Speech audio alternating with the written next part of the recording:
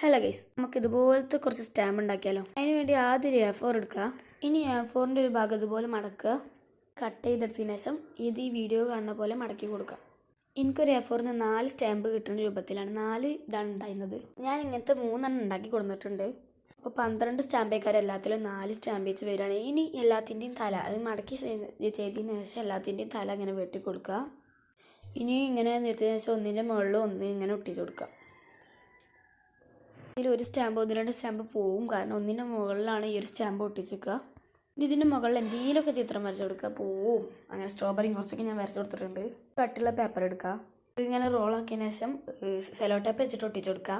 ഇനി ആദ്യത്തെ സ്റ്റാമ്പിൻ്റെ അറ്റത്ത് ഗ്ലൂ തേച്ചതിന് ശേഷം അത് റോളാക്കുക. ഇനി ഇതാ റോളുമ്പോൾ തന്നെ നിൽക്കണമല്ലോ, അതിന് വേണ്ടിയിട്ട് ഒരു സ്ട്രിപ്പ് ഉണ്ടാക്കണം. അതെന്താ സംഭവിച്ചത്, ഇതാണത്.